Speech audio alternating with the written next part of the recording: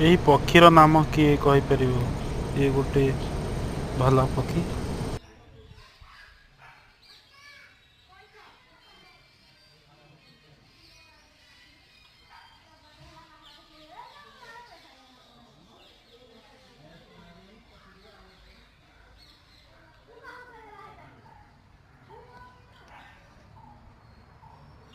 ये मयूर न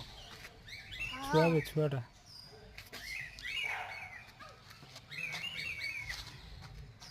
हाँ ये पूरा नंगाटा यही बोबेकी एरिया कम पे दूसरी